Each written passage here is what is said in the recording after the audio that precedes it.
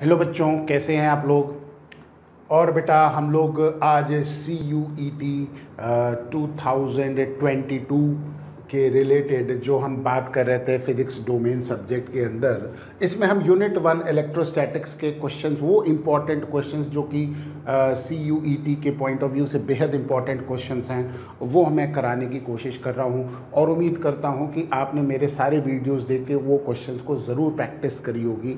आप भले ही चाहे कुछ और ना पढ़िए, लेकिन ये क्वेश्चंस की प्रैक्टिस ज़रूर करिए, बेहद इंपॉर्टेंट क्वेश्चंस हैं। तो चलिए आज हम लोग बात करेंगे सेक्शन सी, सेक्शन ए और सेक्शन बी के वीडियोस ऑलरेडी मैंने अपलोड कर दिए हैं। आज हम बात करेंगे सेक्शन सी यानी कि इलेक्ट्रिक पोटेंशियल और पोटेंशियल डिफरेंस से रिलेटेड जो इम्पोर्टेंट क्वेश्चंस हैं उनके बारे में बात करेंगे। तो ये वो क्वेश्चंस हैं जिनके बारे में हम बात कर रहे थे। चलिए इसको देखते हैं क्या है हमारे पास। चलिए क्वेश्चन नंबर 1 कहता है, if we move in a direction opposite to the electric field lines. बेटा देखो, इलेक्ट्रिक फील्ड लाइंस की जो डायरेक्शन है वो एक्चुअली में कहाँ से कहाँ होती है, वो आपको पता है ना, पॉजिटिव से नेगेटिव की तरफ होती है। तो ये जो डायरेक्शन है ये बेसिकली किधर से किधर की तरफ होगी, पॉजिटिव चार्ज से नेगेटिव चार्ज की तरफ होगी। तो पॉजिटिव चार्ज की तरफ कोई पॉइंट अगर ए है और नेगेटिव चार्ज की तरफ कोई पॉइंट बी है, तो बेटा आप बताइए कहाँ पोटेंशियल ज़्यादा होगा। ए पर पोटेंशियल ज़्यादा होगा और बी पर कम होगा। तो if we move in a direction opposite to the lines of forces, ये देखिए बी से हम ए की तरफ जा रहे हैं, तो पोटेंशियल क्या करेगा बेटा, इंक्रीज करेगा। यानी कि करेक्ट आंसर ये हो जाएगा, इलेक्ट्रिक पोटेंशियल इंक्रीजेस। ठीक, तो ये हमारे पास करेक्ट आंसर इस क्वेश्चन का होगा। नेक्स्ट क्वेश्चन क्या कहता है, the distance between two plate is 2 centimetre when an electric potential difference of 10 volt is applied to both the plates, then the value of the electric field। बेटा आपको पता है कि इलेक्ट्रिक फील्ड बराबर potential difference per unit distance होता है ना, यानी कि dV/dr, जो कि आप लोग जानते हैं नेगेटिव ऑफ पोटेंशियल ग्रेडियंट है ना। तो V यहाँ पे पोटेंशियल डिफरेंस हो गया, कितना हो गया बेटा, 10 वोल्ट हो गया। और D यहाँ पे हमारे पास कितना हो गया बेटा, ये हो गया 2 सेंटीमीटर है ना। तो 2 सेंटीमीटर को मीटर में कन्वर्ट करेंगे बेटा, तो 10 की पावर ऑफ -2 हो गया। तो ये हो जाएगा 5 × 10 की पावर ऑफ 2, यानी कि 500 न्यूटन पर कूलम इसकी यूनिट होती है। तो ये करेक्ट आंसर हो जाएगा 500 न्यूटन पर कूलम। ठीक, चलिए नेक्स्ट क्वेश्चन देखते हैं। क्वेश्चन नंबर 3 क्या कहता है, 2 objects A and B are charge with equal charge, the potential of A relative to B। देखो बेटा 2 ऑब्जेक्ट हैं, अगर उनके साइज नहीं पता, जैसे अगर स्फेरिकल ऑब्जेक्ट है तो बेटा उनका रेडियस भी पता होना चाहिए, क्योंकि एक्चुअली में पोटेंशियल का जो फॉर्मूला है वो 1/4 पाई ε0 Q/r होता है ना। तो सिर्फ अकेले चार्ज के ऊपर डिपेंड नहीं करता है, बल्कि उस ऑब्जेक्ट का, स्फेरिकल ऑब्जेक्ट का रेडियस क्या है उसके ऊपर भी डिपेंड करता है। इसलिए इसका आंसर इनडेफिनेट हो जाएगा, यानी कि जिसको हम कह सकते हैं कि रिलेटिव टू बी हमको कुछ भी हो सकता है, यानी कि ज़्यादा भी हो सकता है, कम भी हो सकता है, डिपेंड करेगा उनके रेडियस के ऊपर। क्वेश्चन नंबर 4 क्या कहता है, in electrostatic the potential is equivalent to. देखो बेटा पोटेंशियल, देखो हीट एंड थर्मोडायनेमिक्स में टेम्परेचर डिफरेंस के बराबर होता है ना। मतलब कहने का मतलब है कि सेम एनालॉजी लगती है। तो थर्मोडायनेमिक्स में टेम्परेचर डिफरेंस की जो एनालॉजी है वही करंट इलेक्ट्रिसिटी में या इलेक्ट्रोस्टैटिक्स में जब हम बात करते हैं तो पोटेंशियल की भी सेम एनालॉजी होती है। हाइट ऑफ लिक्विड लेवल, ये हमारे पास फ्लूइड डायनामिक्स के अंदर भी होता है। प्रेशर इन गैसेस ये भी होता है, यानी कि सेम एनालॉजी से होता है। तो ऑल ऑफ द अबव इसका करेक्ट आंसर होगा, है ना, एनालॉजी सेम है।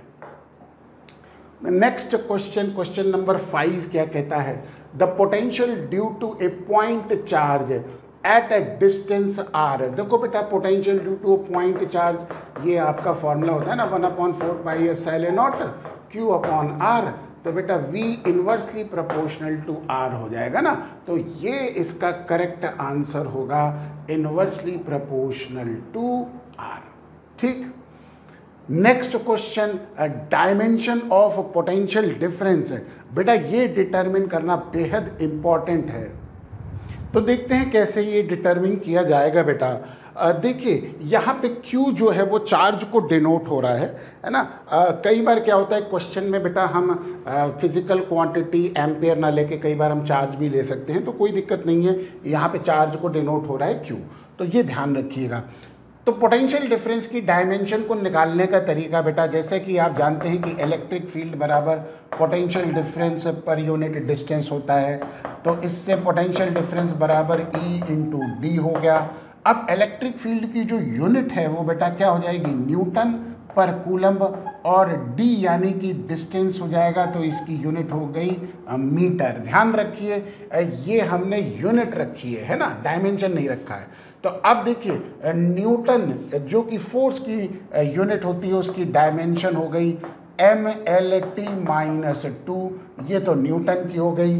m यानी कि मीटर लेंथ की डायमेंशन तो L हो गया, और C यानी कि कूलम्ब हो गया, जिसकी डायमेंशन को अगर हम Q माने तो ये हो जाएगा हमारे पास mL² T - 2 Q की पावर -1, ये आंसर आ जाएगा। देखते हैं कौन सा मैच कर रहा है, ये मैच कर रहा है mL² T - 2 Q की पावर -1। ठीक है, तो इस तरह से करके ये क्वेश्चन हम कर सकते हैं। डायमेंशन की प्रॉब्लम बेटा याद रखिए जरूर करनी चाहिए, क्योंकि ये चीज़ें जो हैं वो आती हैं। नेक्स्ट क्वेश्चन, क्वेश्चन नंबर 7 क्या कहता है, an object is charge with positive charge. ठीक है, the potential at the object will be, may be positive, देखो डिपेंड करता है ना। इसको थोड़ा सा हम और इधर की तरफ खिसका लेंगे। ठीक है, पॉजिटिव चार्ज से है, पोटेंशियल एट दैट ऑब्जेक्ट कुछ भी हो सकता है बेटा, क्योंकि नियरनेस, क्योंकि ये उसके आइसोलेटेड कंडीशन में नहीं बताया गया है कि अगर उसके कोई नियरनेस है, किसी और चार्ज की नियरनेस है, तो पोटेंशियल पॉजिटिव भी हो सकता है, नेगेटिव भी हो सकता है, और ज़ीरो हो सकता है ना।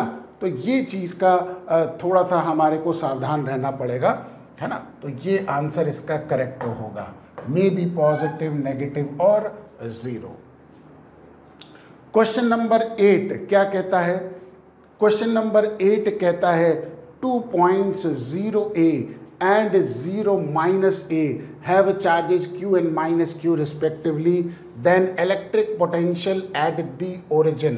देखो बेटा एक छोटा सा डायग्राम अगर हम बना लें, है ना, तो इससे क्या होगा, एक हमारे पास क्लैरिटी रहेगी कि कैसे ये करना है। ये देखो ओरिजिन हमने मान लिया है ना बेटा, ठीक, और इस ओरिजिन पे हमने यहाँ पे हमको इलेक्ट्रिक पोटेंशियल निकालना है 0, A, यानी कि देखो 0, A यानी कि x कोऑर्डिनेट 0 है, y कोऑर्डिनेट A है, ये हो गया हमारे पास 0, -A यानी कि ये हमारे पास कोऑर्डिनेट हो गया। तो A और B जो हैं वो ओरिजिन से इक्वल डिस्टेंस पे हैं मौजूद। ठीक, अब इसके ऊपर A के ऊपर चार्ज है बेटा कितना, +Q चार्ज है, और B पे -Q चार्ज है ना। तो अब देखिए then the electric potential at the origin, चूंकि चार्ज का मैग्नीट्यूड सेम है, नेचर ऑपोजिट है, डिस्टेंस सेम है, तो A की वजह से जो पोटेंशियल होगा वही B की वजह से होगा, लेकिन नेचर ऑपोजिट चार्ज का है तो इसका मतलब नेगेटिव हो जाएगा। तो VA - VB बराबर क्या हो जाएगा, 0 हो जाएगा। तो ऐसे बेटर ज़्यादा लिखेंगे V at O because of E and V at O because of B, है ना। तो O पर A की वजह से पॉजिटिव पोटेंशियल, O पर B की वजह से क्या हो जाएगा, नेगेटिव पोटेंशियल, तो नेट पोटेंशियल यानी कि V at O आ जाएगा 0। तो यहाँ पे करेक्ट आंसर इसका 0 होगा। ये तो आप लोगों को मेरे ख्याल से इतना बेसिक चीज़ें तो पता होंगी।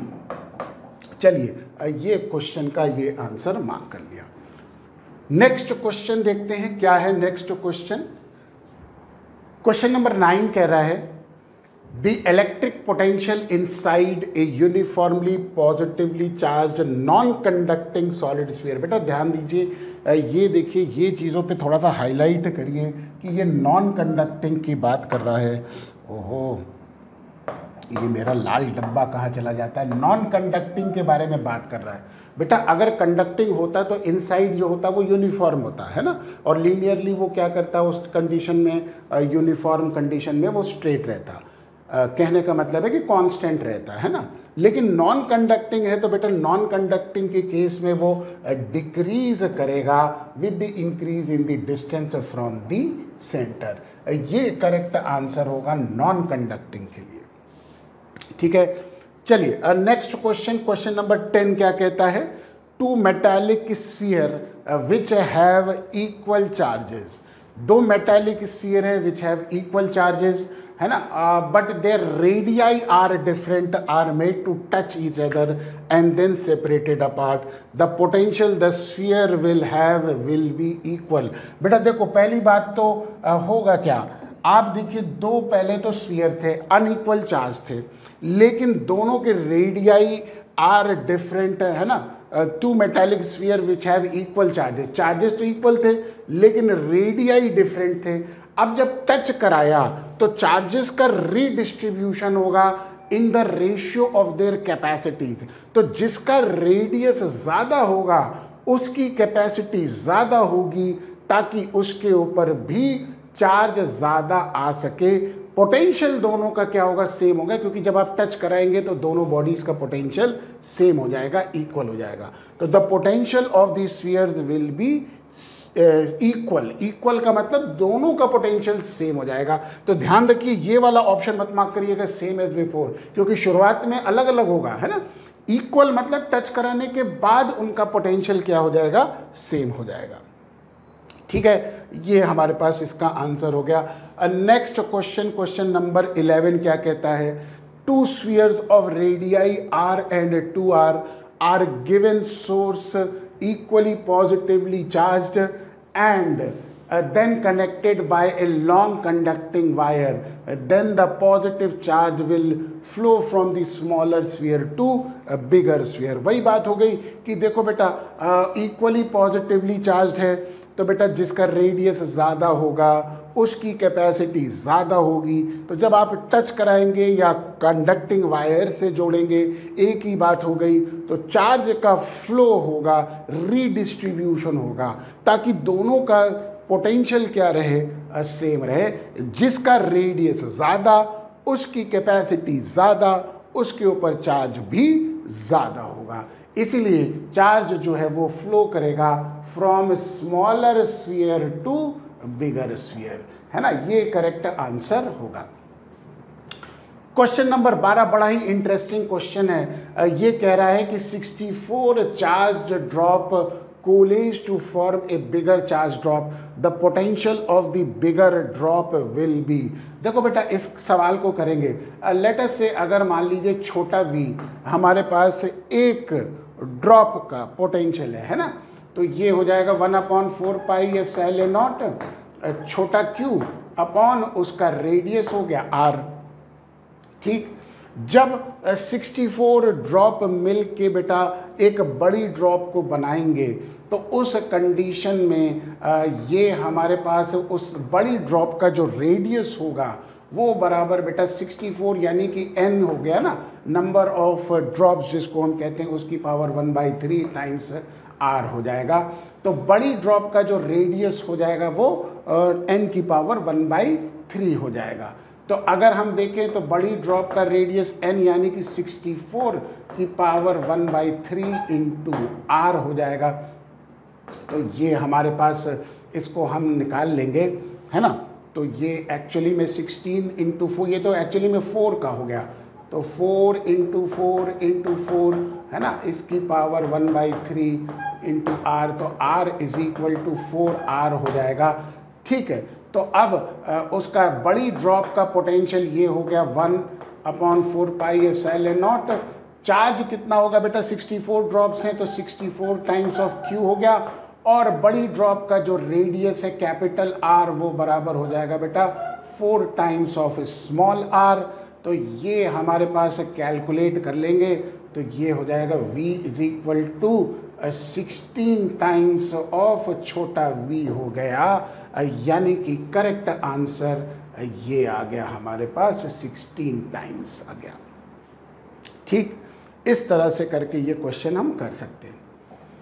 अगला क्वेश्चन, क्वेश्चन नंबर 13 क्या कहता है, electric potential outside a uniformly charged sphere at a distance r। Outside the sphere है बेटा इलेक्ट्रिक पोटेंशियल, तो ध्यान रखिए आउटसाइड दी स्फीयर की जब भी हम बात करेंगे तो ये बराबर हो जाएगा 1/4 pi epsilon not q upon r।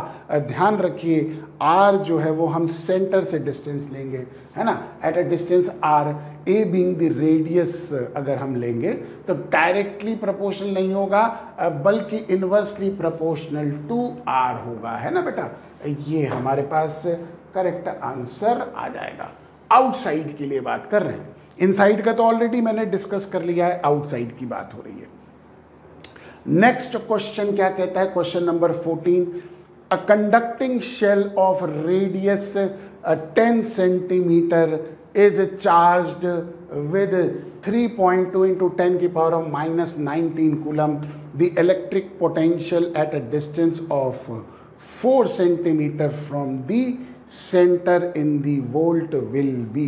तो इसका फॉर्मूला लगाते हैं इलेक्ट्रिक पोटेंशियल वाला, है ना बेटा, बस सिंपल सा फॉर्मूला लगेगा बेटा। देखो जो सरफेस पे पोटेंशियल होगा वही अंदर ही होगा, है ना, तो यहाँ पे V बराबर हो जाएगा 1/4 pi epsilon not q upon r, है ना। 1/4 पाई एप्सिलॉन नॉट की वैल्यू 9 इंटू 10 की पावर ऑफ 9 होती है।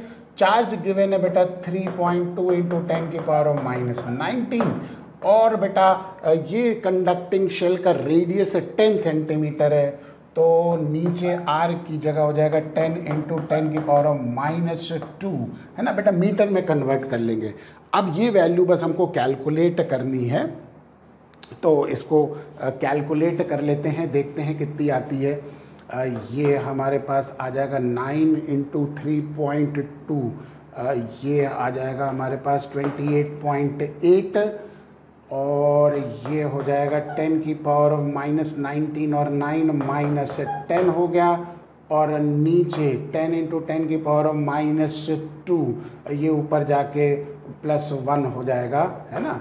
तो ये हो जाएगा कितना आपका आ जाएगा 28.8 इंटू 10 की पावर ऑफ -9 हो जाएगा, यानी कि 2.88 इंटू 10 की पावर ऑफ -8। ये करेक्ट आंसर होगा, आगे आंसर आ जाएगा। तो बेटा बेहद इजी क्वेश्चंस थे, है ना, और मैं समझता हूँ कि इस तरह के कंसेप्चुअल क्वेश्चंस की प्रैक्टिस ज़रूर होनी चाहिए, और ये बेहद इम्पॉर्टेंट क्वेश्चंस हैं बेटा, जो कि इनमें से ही आ सकता है आपके एग्ज़ामिनेशन CUET के एग्ज़ामिनेशन के अंदर ऐसे क्वेश्चंस आएंगे। ठीक है, तो इनकी प्रैक्टिस ज़रूर करिएगा। चलिए अब प्रैक्टिस करते रहिए, अब हम आगे बातें करेंगे नेक्स्ट क्वेश्चंस के सेट में, सेक्शन D के बारे में बात करेंगे।